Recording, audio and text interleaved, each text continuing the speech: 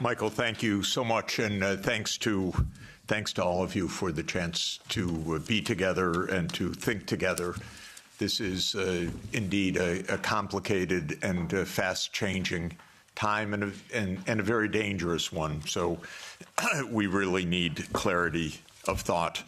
I was an advisor to the Polish government in 1989, to President Gorbachev in 1990 and 91, to President Yeltsin in 1991 to 1993, to President Kuchma of Ukraine in 1993-94. I've watched the events very close up for 36 years. After the Maidan, I was asked by the new government to come to Kiev, and I was taken around the Maidan, and I learned a lot of things firsthand. I've been in touch with Russian leaders for more than 30 years. I know the American political leadership close up. Our previous Secretary of Treasury was my macroeconomics teacher 51 years ago, or just to give you an idea. So we were very close friends for a half century. I know all of these people. I just want to say this because what I want to explain in my point of view is not secondhand, it's not ideology, it's what I've seen with my own eyes and experienced during this period.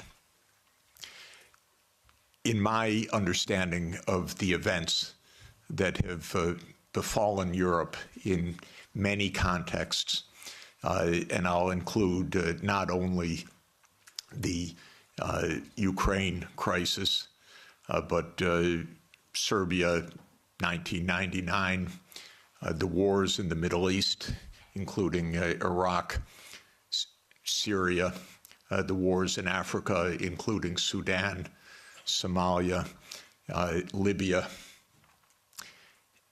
These are to a very significant extent that would surprise you, perhaps, and would be denounced about what I'm about to say.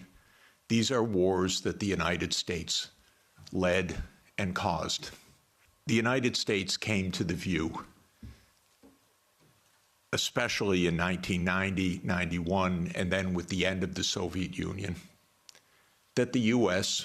now ran the world, and that the U.S. did not have to heed anybody's views, red lines, concerns, security viewpoints, or any international obligations, or any UN framework. I'm sorry to put it so plainly, but I do want you to understand. I tried very hard in 1991 to get help for Gorbachev, who I think was the greatest statesman of our modern time. I recently read the archived memo of the National Security Council discussion of my proposal, how they completely dismissed it and laughed it off the table when I said that the United States should help the Soviet Union in financial stabilization and in making its reforms. And the memo documents, including some of my former colleagues at Harvard in particular, saying we will do the minimum that we will do to prevent disaster, but the minimum. It's not our job to help. Quite the contrary, it's not our interest to help. When the Soviet Union ended in 1991, the view became even more exaggerated. And I can name chapter and verse, but the view was we run the show. Cheney, Wolfowitz, and many other names that you will have come to know literally believed this is now a U.S. world, and we will do as we want. We will clean up from the former Soviet Union. We will take out any remaining allies, countries like Iraq, Syria, and so forth will go. And we've been experiencing this foreign policy for now essentially 33 years. Europe has paid a heavy price for this because Europe has not had any foreign policy during this period that I can figure out.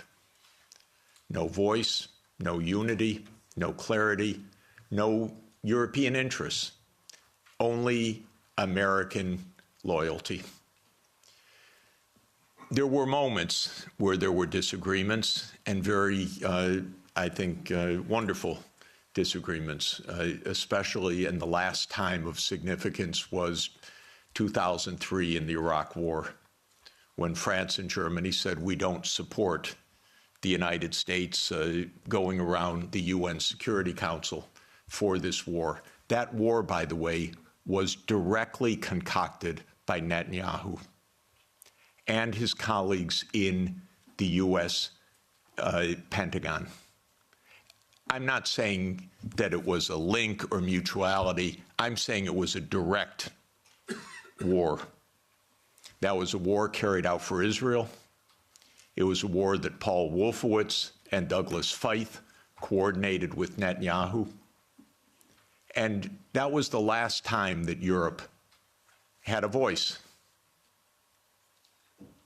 And I spoke with European leaders then, and they were very clear, and it was quite wonderful. Europe lost its voice entirely after that, but especially in 2008.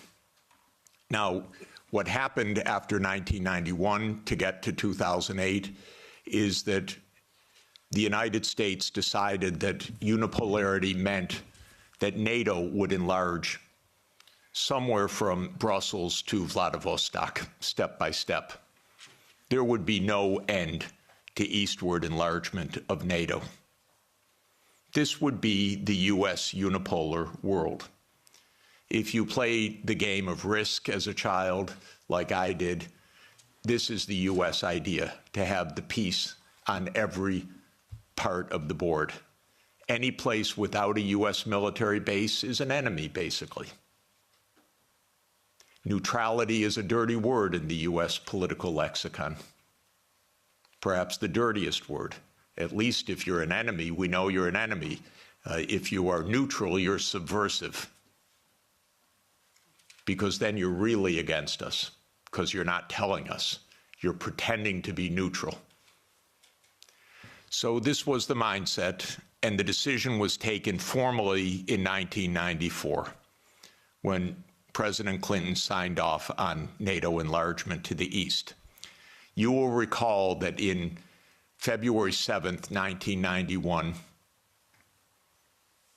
Hans-Dietrich Genscher and James Baker III spoke with Gorbachev. Genscher gave a press conference afterwards where he explained, NATO will not move eastward. We will not take advantage of the dissolution of the Warsaw Pact. And understand that was in a juridical context, not a casual context. This was the end of World War II being negotiated for German reunification.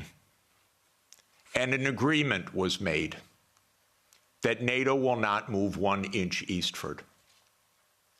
And it was explicit, and it is in countless documents, and just look up National Security Archive of George Washington University, and you can get dozens of documents. It's a website called What Gorbachev Heard About NATO. Take a look, because everything you're told by the US is a lie about this. But the archives are perfectly clear.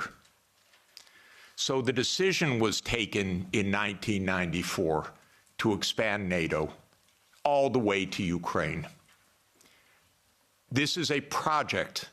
This is not one administration or another. This is a US government project that started more than 30 years ago.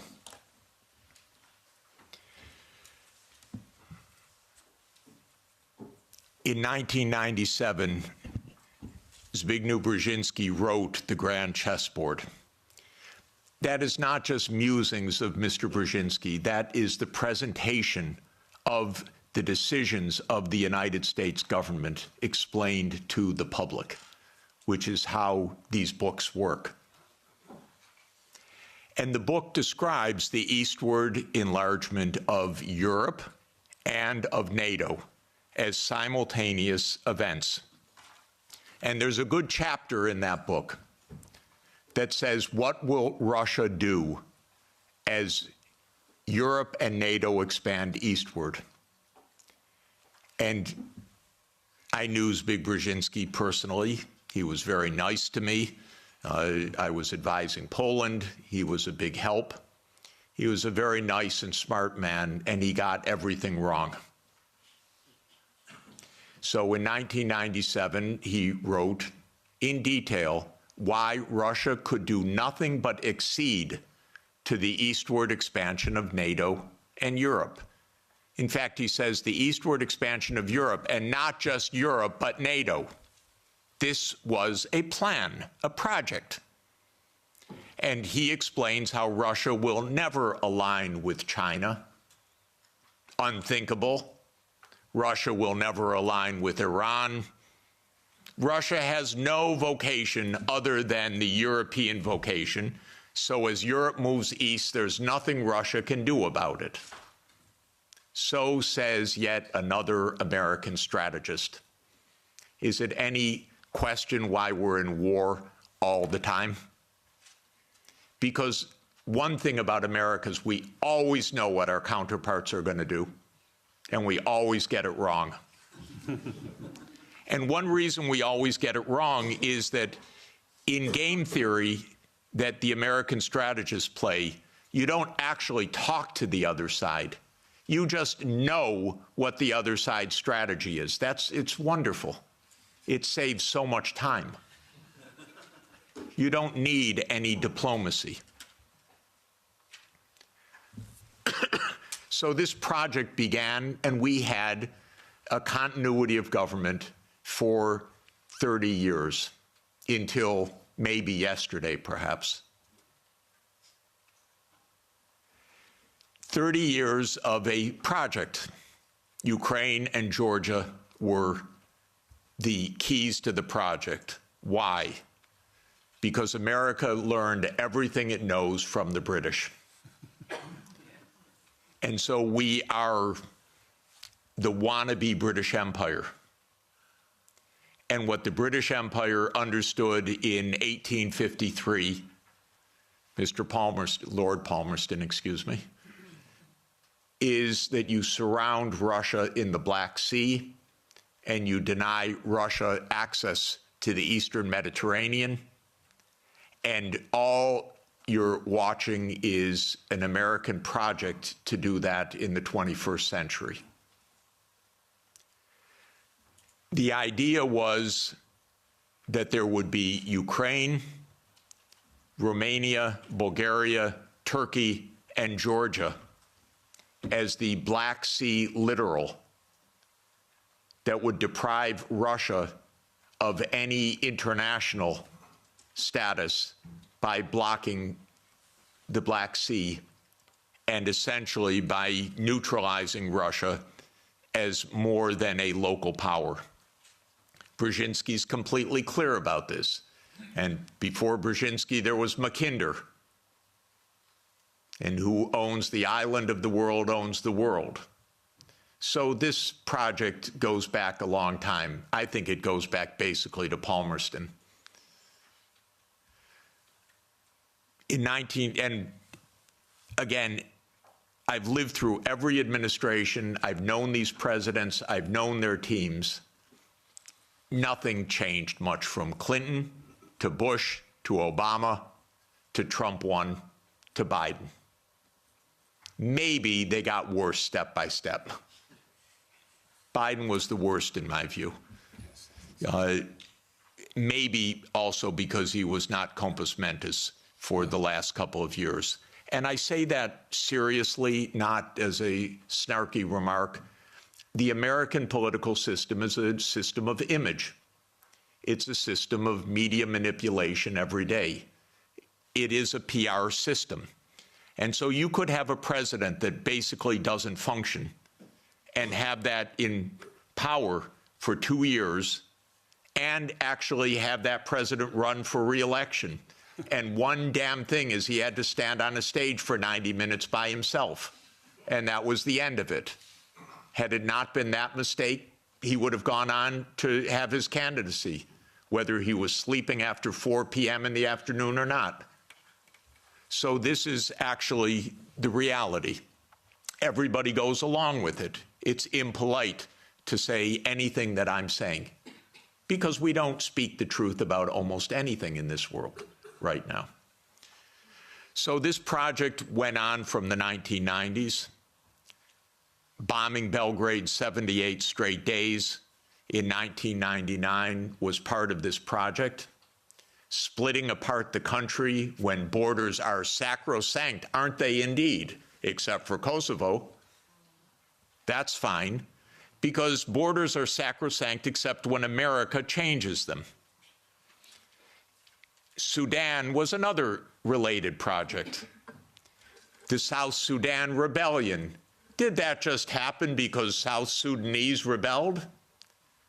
Or can I give you the CIA playbook to please understand, as grown-ups, what this is about? Military events are costly. They require equipment, training, base camps, intelligence, finance. That comes from big powers. That doesn't come from local insurrections. South Sudan did not defeat North Sudan or Sudan in a tribal battle. It was a U.S. project. I would go often to Nairobi and meet U.S. military or senators or others with deep interests in Sudan's politics. This was part of the game of unipolarity. So the NATO enlargement, as you know, started in 1999 with Hungary, Poland, and the Czech Republic. And Russia was extremely unhappy about it. But these were countries still far from the border. And Russia protested, but of course to no avail. Then George Bush Jr. came in. When 9/11 occurred, President Putin pledged all support. And then the U.S. Decided in September 20th, 2001, that it would launch 7 wars in 5 years. And you can listen to General Wesley Clark online talk about that. He was NATO's supreme commander in 1999. He went to the Pentagon on September 20th, 2001. He was handed the paper explaining 7 wars. These, by the way, were Netanyahu's wars. The idea was partly to clean up old Soviet allies and partly to take out supporters of Hamas and Hezbollah. Because Netanyahu's idea was there will be one state, thank you, only one state. It will be Israel. Israel will control all of the territory. And anyone that objects, we will overthrow. Not we exactly, our friend, the United States. That's U.S. policy until this morning. We don't know whether it will change. Now, the only wrinkle is that maybe the U.S. will own Gaza instead of Israel owning Gaza. But the idea has been around at least for 25 years. It actually goes back to a document called Clean Break that Netanyahu and his American political team put together in 1996 to end the idea of the two-state solution. You can also find it online. So these are projects. These are long-term events. These aren't, is it Clinton? Is it Bush? Is it Obama? That's the boring way to look at American politics, as the day-to-day game, but that's not what American politics is. So the next round of NATO enlargement came in 2004 with 7 more countries: the 3 Baltic states, Romania, Bulgaria, Slovenia, and Slovakia. At this point, Russia was pretty damn upset. This was a complete violation of the post-war order agreed with German reunification. Essentially, it was a fundamental trick or defection of the U.S. from a cooperative arrangement, is what it amounted to, because they believe in unipolarity. So as everybody recalls, because we just had the Munich Security Conference last week in 2007, President Putin said, stop, enough, enough, stop now. And of course, what that meant was in 2008, the United States jammed down Europe's throat enlargement of NATO to Ukraine and to Georgia. This is a long-term project.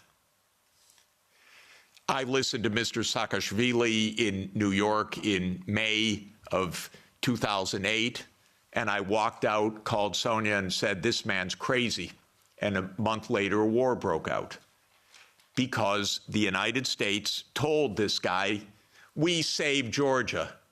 And he stands at the Council on Foreign Relations, says, Georgia's in the center of Europe. Well, it ain't, ladies and gentlemen. It's not in the center of Europe. And the most recent events are not helpful for Georgia, for its safety, and your MPs going there, or MEPs going there, and European politicians. That gets Georgia destroyed. That doesn't save Georgia. That gets Georgia destroyed. Completely destroyed.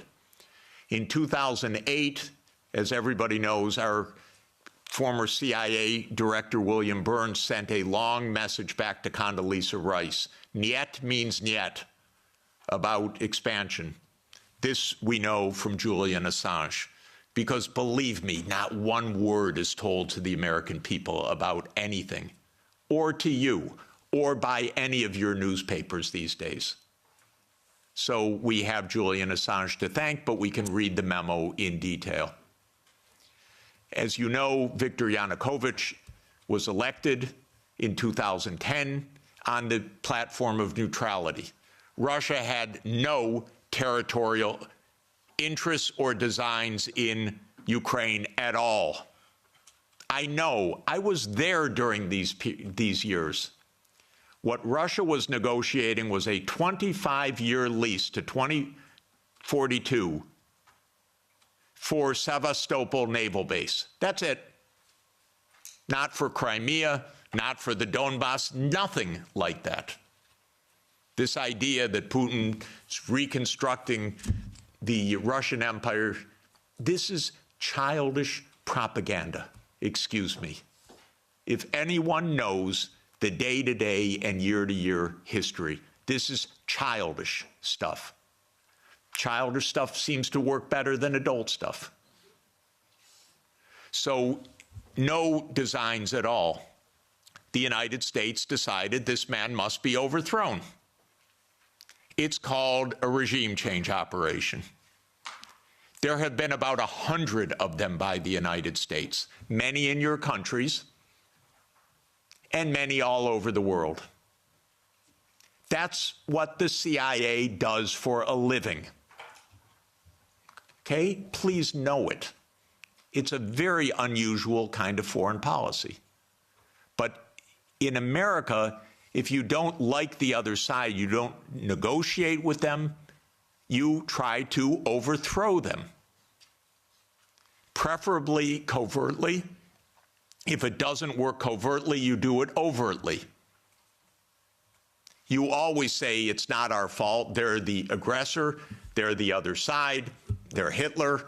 That comes up every 2 or 3 years.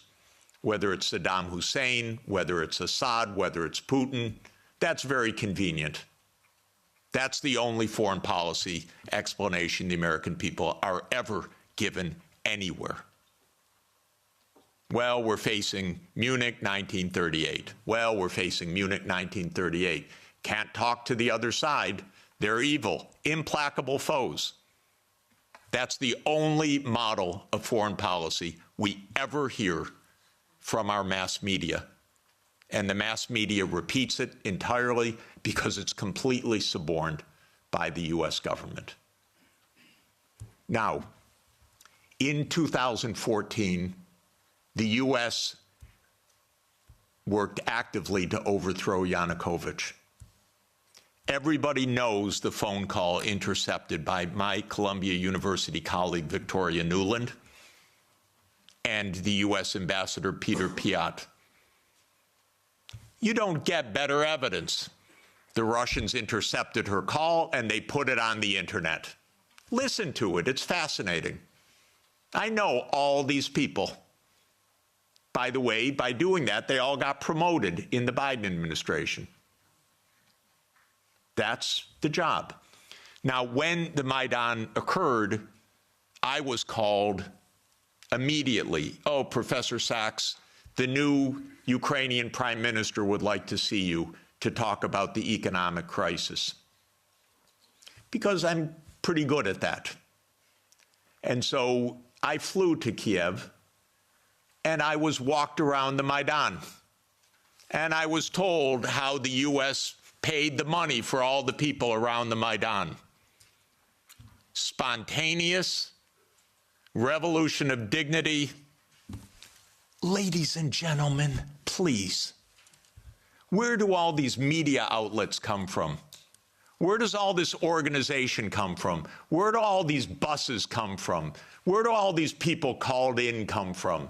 Are you kidding? This is organized effort. And it's not a secret, except to citizens of Europe and the United States. Everyone else understands it quite clearly. Then came Minsk, and especially Minsk II, which, by the way, was modeled on South Tyrolean autonomy. And the Belgians could have related to Minsk II very well. It said there should be autonomy for the Russian-speaking regions in the east of Ukraine. It was supported unanimously by the UN Security Council. The United States and Ukraine decided it was not to be enforced.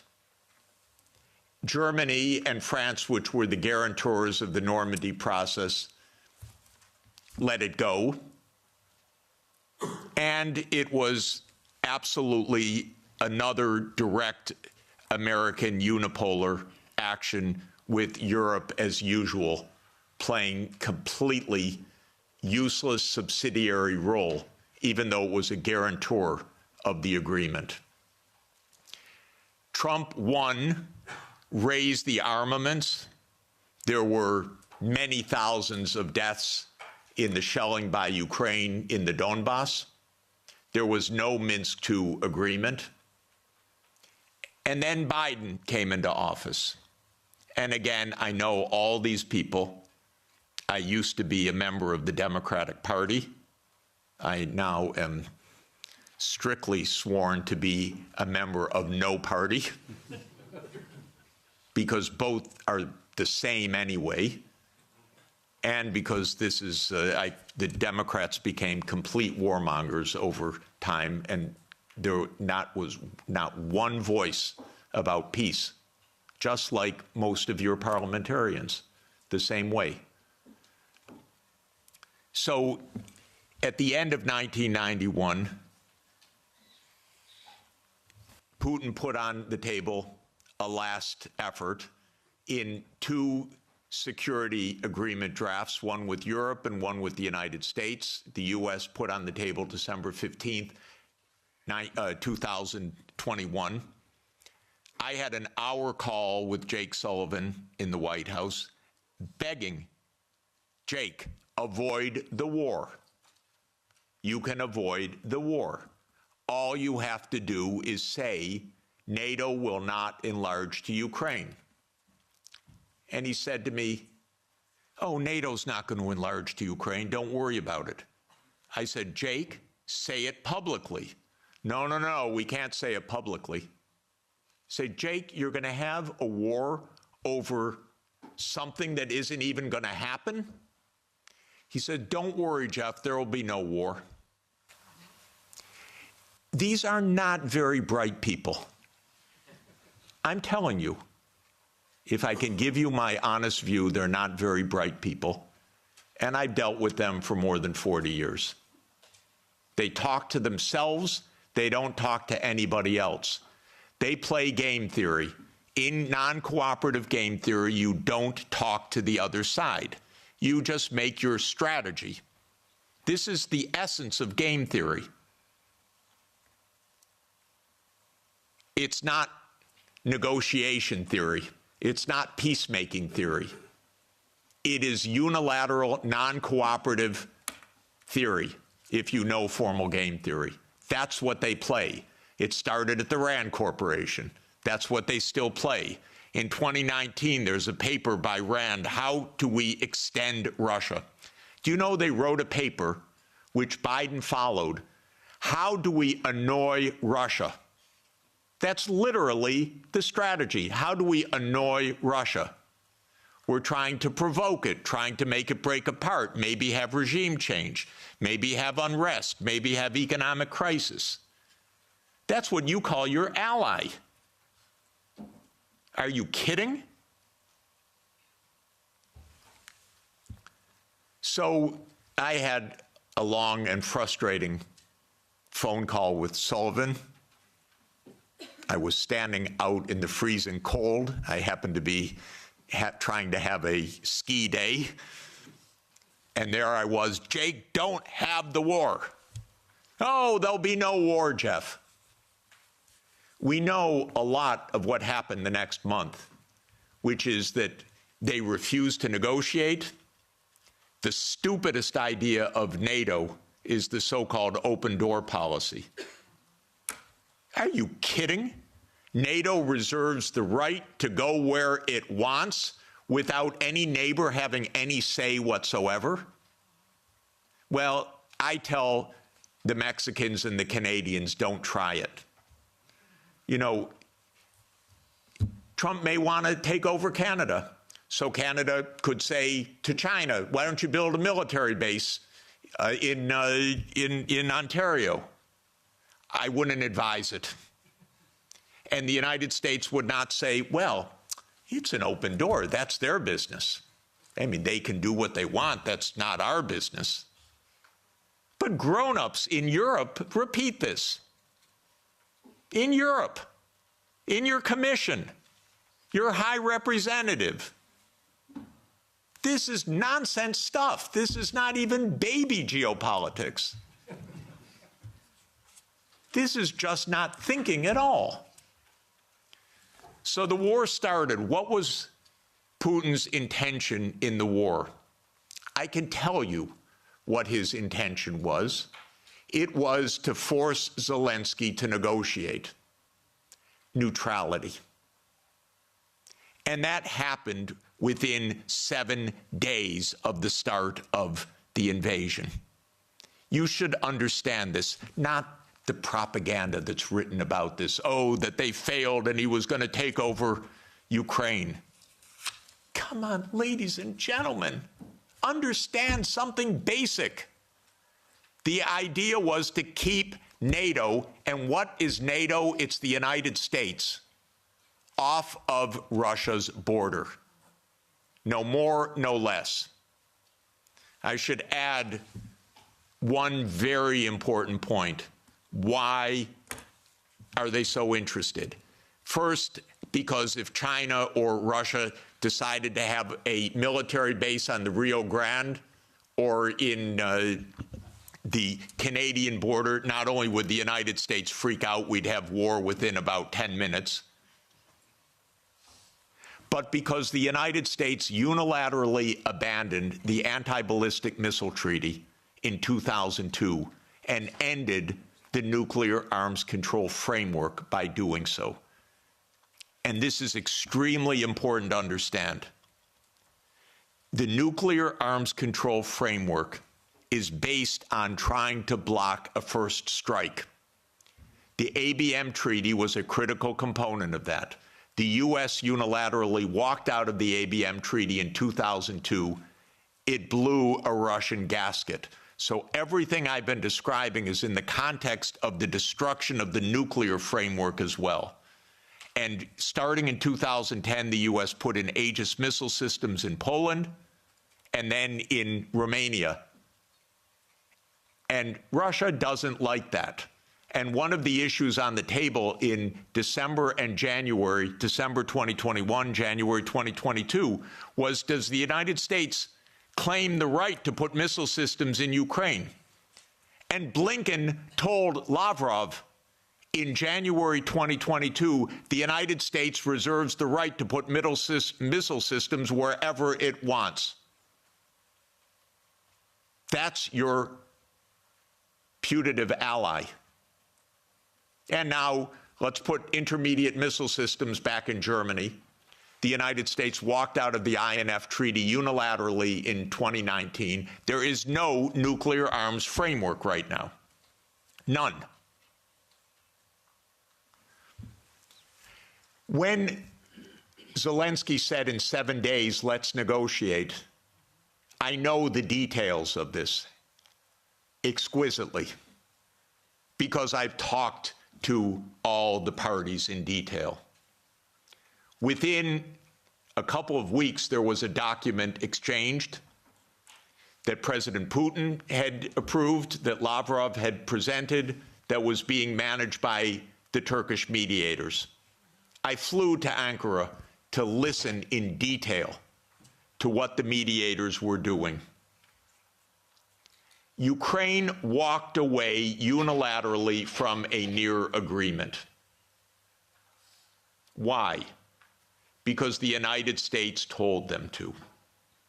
Because the UK added icing to the cake by having Bojo go in early April to Ukraine and explain. And he has recently, and if your security is in the hands of Boris Johnson, God help us all. Keith Starmer turns out to be even worse. It's unimaginable, but it is true. Boris Johnson has explained, and you can look it up on the website, that what's at stake here is Western hegemony. Not Ukraine, Western hegemony. Michael and I met at the Vatican with a group in the spring of 2022, where we wrote a document explaining nothing good can come out of this war for Ukraine. Negotiate now, because anything that takes time will mean massive amounts of deaths, risk of nuclear escalation, and likely loss of the war. I want to change one word from what we wrote then. Nothing was wrong in that document. And since that document, since the U.S. talked the negotiators away from the table, about 1 million Ukrainians have died or been severely wounded. And the American senators, who are as nasty and cynical and corrupt as imaginable, say this is wonderful expenditure of our money because no Americans are dying. It's the pure proxy war. One of our senators nearby me, Blumenthal, says this out loud. Mitt Romney says this out loud. It's best money America can spend. No Americans are dying. It's unreal. Now, just to bring us up to yesterday, this failed. This project failed. The idea of the project was that Russia would fold its hand. The idea all along was Russia can't resist, as Zbigniew Brzezinski explained in 1997. The Americans thought, we have the upper hand. We're going to win because we're going to bluff them. They're not really going to fight. They're not really going to mobilize. The nuclear option of cutting them out of SWIFT. That's going to do them in. The economic sanctions, that's going to do them in. The HIMARS, that's going to do them in. The ATACMS, the F-16s. Honestly, I've listened to this for 70 years. I've listened to it as semi-understanding, I'd say, for about 56 years. They speak nonsense every day. My country, my government. This is so familiar to me, completely familiar. I begged the Ukrainians, and I had a track record with the Ukrainians. I advised the Ukrainians. I'm not anti-Ukrainian, I'm pro-Ukrainian completely. I said, save your lives, save your sovereignty, save your territory, be neutral. Don't listen to the Americans. I repeated to them the famous adage of Henry Kissinger, that to be an enemy of the United States is dangerous, but to be a friend is fatal. Okay, so let me repeat that for Europe. To be an enemy of the United States is dangerous, but to be a friend is fatal. So let me now finalize a few words about Trump. Trump does not want the losing hand. This is why it is more likely than not this war will end, because Trump and President Putin will agree to end the war. If Europe does all its great warmongering, it doesn't matter. The war is ending. So get it out of your system. Please tell your colleagues. It's over. And it's over because Trump doesn't want to carry a loser. That's it. It's not some great morality. He doesn't want to carry a loser. This is a loser. The one that will be saved by the negotiations taking place right now is Ukraine. Second is Europe. Your stock market's rising in recent days by the horrible news of negotiations.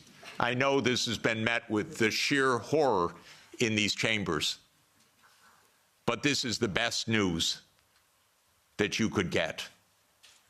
Now, I encouraged, they don't listen to me, but I tried to reach out to some of the European leaders. Most don't want to hear anything from me at all. But I said, don't go to Kiev. Go to Moscow.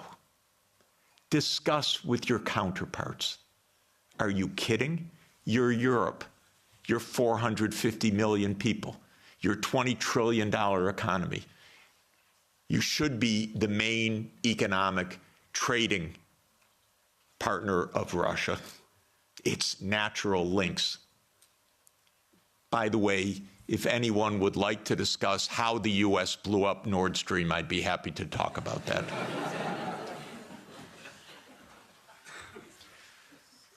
So the Trump administration is imperialist at heart. It is great powers dominate the world. It is we will do what we want when we can. We will be better than a senescent Biden, and we'll cut our losses where we have to. There are several war zones in the world, the Middle East being another. We don't know what will happen with that. Again, if Europe had a proper policy, you could stop that war. I'll explain how. But war with China is also a possibility.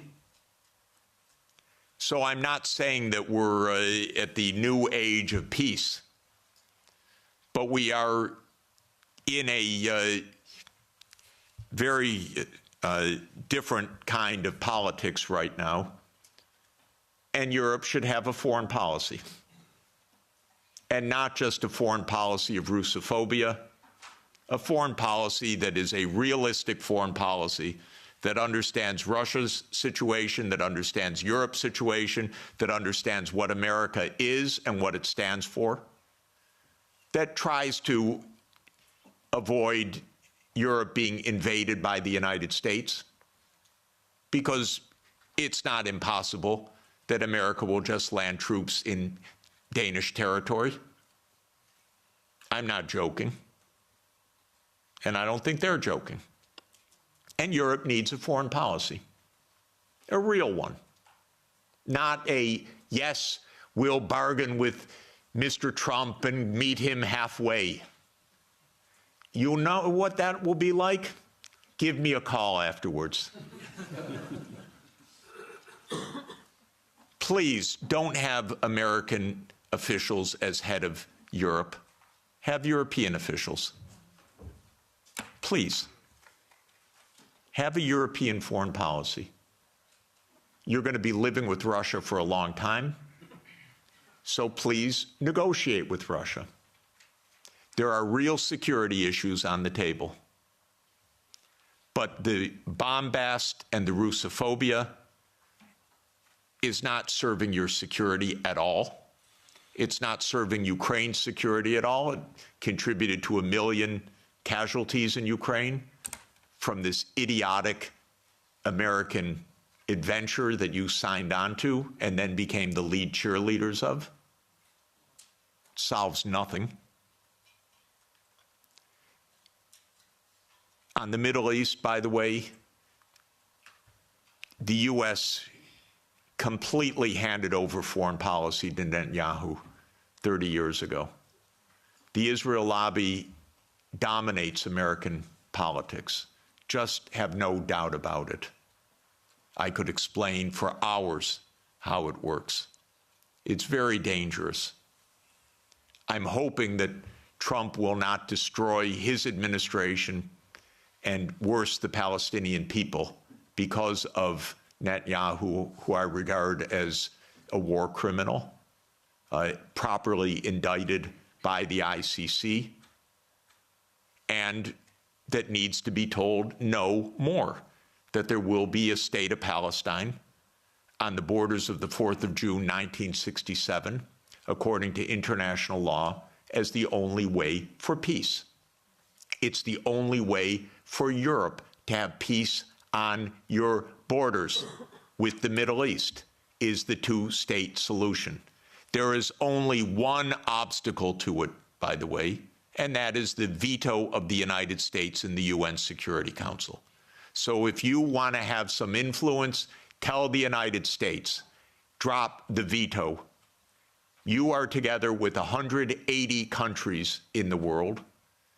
The only ones that oppose a Palestinian state are the United States, Israel, Micronesia, Nauru, Palau, Papua New Guinea, Mr. Malay, and Paraguay. So this is a place where Europe could have a big influence. Europe has gone silent about the JCPOA and Iran.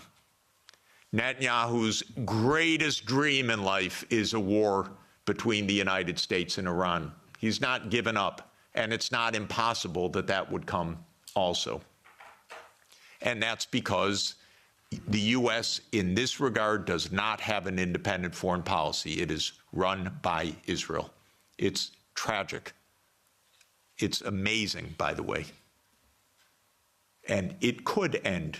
Trump may say that he wants foreign policy back. Maybe.